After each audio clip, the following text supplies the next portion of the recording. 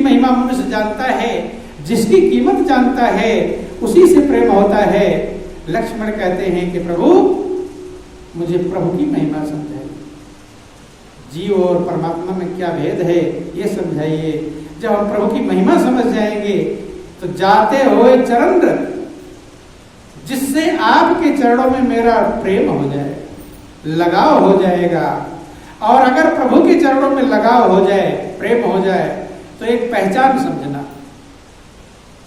जैसे आप भोजन कर लेते हैं तो आपका भूख मिट जाती है, पानी पी लेते हैं तो प्यास बुझ जाती है। ऐसे ये प्रमाण है, प्यास आपकी बुझ गई, पानी पी लिया, भोजन कर लिया, भूख मिट गई। ऐसे ही अगर प्रभु के चरणों में हमारा प्रेम हो जाए फिर क्या होगा, उसकी क्या पहचान है? तो महापुरुष का 3 चीजें चली जाती है। फिर मनुष्य के पास में ये 3 चीजें रह जाती नहीं। क्या? शोक, मोह और भ्रम। जाते हुए चरण रते, शोक मोह भ्रम जाए। शोक चला जाएगा, मोह चला जाएगा और भ्रम चला जाएगा। शोक माने दुख। प्रभु के चरणों में प्रेम होते ही मनुष्य का दुख गायब हो जाता है, जिसे प्रेम कहते हैं, पहचान है।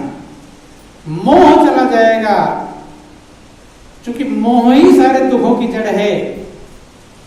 मोह सकल व्याधिन कर बोला, रामायण में लिखा गया। तो अगर प्रभु के चरणों में प्रेम हो जाए तो मोह गायब हो जाए, भ्रम चला जाएगा। भ्रम माने संशय। भ्रम का मतलब संशय। क्या होगा, कैसे होगा, ये क्या है, जो असमंजस मनुष्य के अंदर बना हुआ है, मेरा क्या होगा, ये सारा असमंजस गायब हो जाएगा। तो ये प्रभु के चरणों के प्रेम की पहचान है। अगर प्रभु के चरणों में प्रेम हो जाए तो शोक, मोह, भ्रम, ये तीनों चीजें चली। लक्ष्मण जब पहुंचते हैं,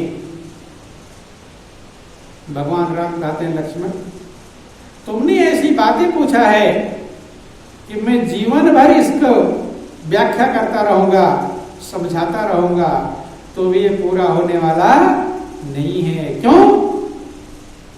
क्योंकि प्रभु की चर्चा अनंत है, वो कभी खत्म होती नहीं। कि हरि अनंत हरि कथा अनंता, और कहां सुनई बहुविधि सब संता। प्रभु अनंत है और प्रभु की कथा महिमा भी अनंत है। इसलिए भगवान कहते हैं कि हे लक्ष्मण, संक्षेप में सुना रहा हूं, शार्ट में सुना रहा हूं। थोरे मऊ सब कहूं बुझाई,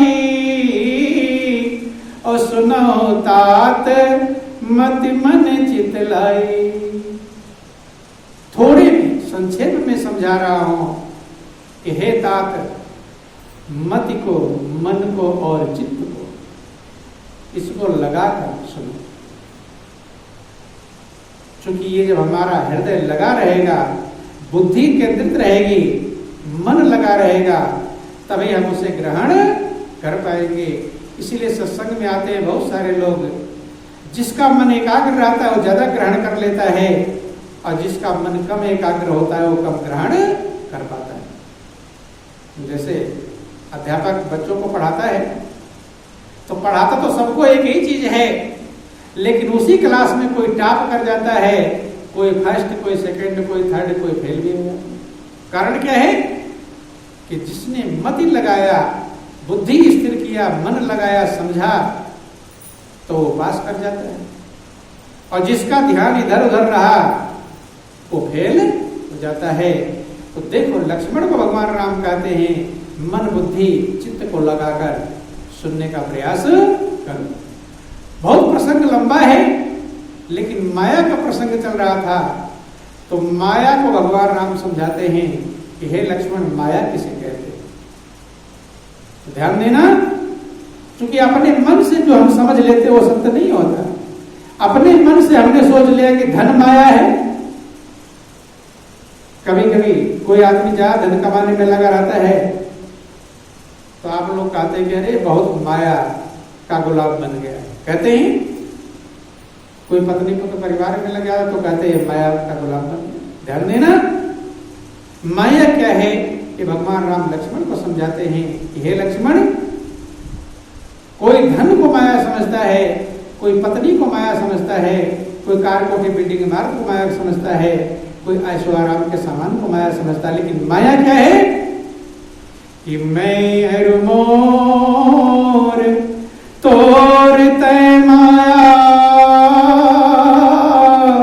और जय बस की ने जीव निकाया।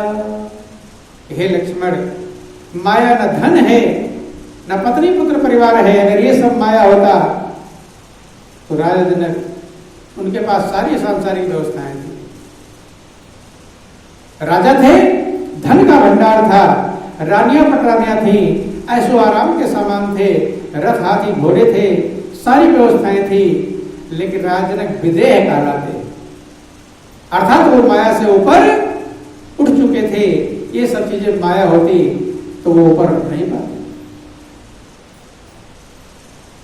कहते हैं कि मैं और मोर तोरते माया, ये मैं हूं और ये मेरा है और ये तू है और तेरा है, यही माया है।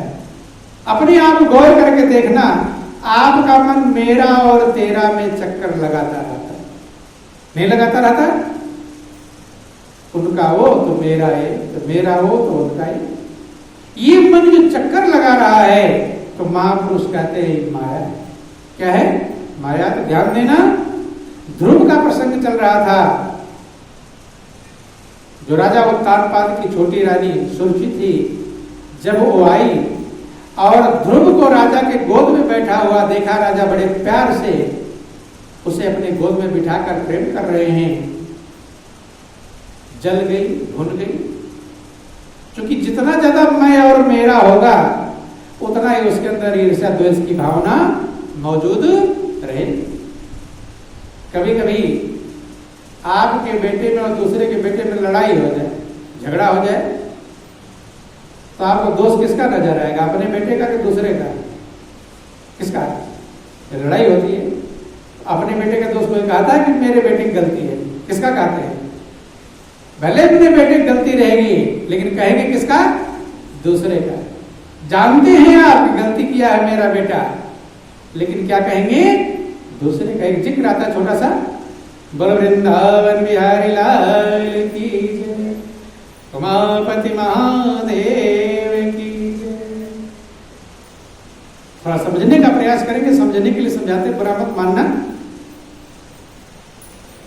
गांव में कुछ बच्चे खेल रहे थे, अब बिल्ली निकल आई, तो बच्चों को क्या है, बच्चे दौड़े कि चलो बिल्ली पकड़ो बिल्ली पकड़ो, पीछे दौड़ते ही हैं।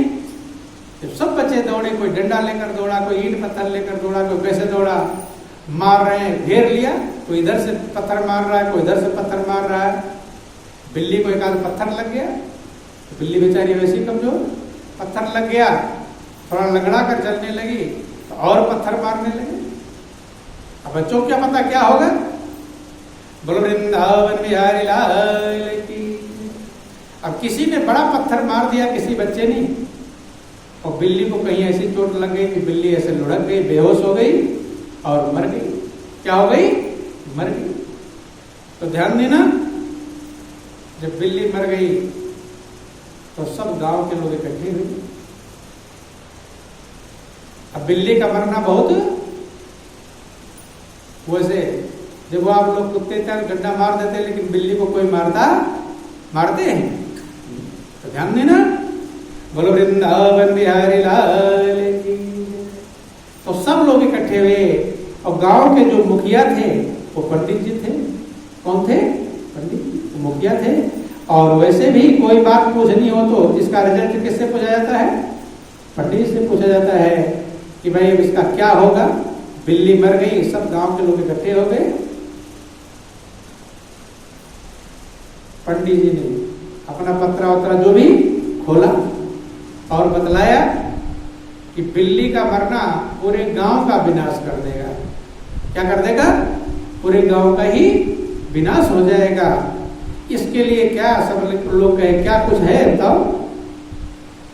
तो उन्होंने कहा कि जिसने मारा है इस बिल्ली को उसको गांव से निकाल देना चाहिए। वो अगर गांव में रह गया तो उसके साथ साथ पूरे गांव का एक विनाश हो जाएगा। तो ध्यान देना, आप सब लोग चौंक गए, कौन मारा? कई सारे बच्चे थे। जब कई सारे बच्चे थे, बच्चों को बुलाया गया, किसने मारा किसने मारा, तो कोई कहता नहीं, वो कहा इसने मारा, वो कहा इसने मारा।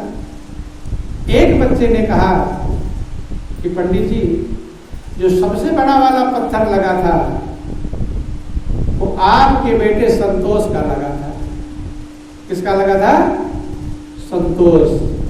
आपका जो बेटा संतोष था उसने बड़ा वाला पत्थर मारा था, जो बिल्ली गिर पड़ी। पंडित जी असमंजस में, रिजल्ट तो फैसला तो सुना दिए, अब अपने बेटे का नंबर आ गया कि उसे गांव से बाहर निकलना, गांव से निकालना पड़ेगा। पंडित जी फिर से दोबारा पत्रा पलटना चालू कर दिए। क्या कर दिए? दोबारा पन्ना पलटा, फिर से फैसला दूसरा सुनाया कि जब है इसमें संतोष तो फिर इसका नहीं है कोई दोष। तो ध्यान देना, बोलो वृंदावन बिहारी लाल की। ये कहानी सिर्फ इसलिए हमने समझाया मैं और मेरा के ऊपर। किसके ऊपर? जब उन्हें समझ में आ गया कि मेरा बेटा संतोष था, तो जो रिजल्ट था पत्रा का अब वो बदल गया। अब कह रहे हैं अब कोई दोष नहीं है। तो महापुरुष कहते हैं आप लोग प्रैक्टिकली देखते हैं, अपना गौर कर लेना, दूसरे का नहीं। अपना विचार करो कि आपका बेटा किसी लड़के से लड़कर आया हो, लड़ाई हो गई हो, तो आप कहेंगे मेरे बेटे की गलती है? कहेंगे अरे इसी की गलती है, बहुत खतरनाक है, शैतान है ये वो।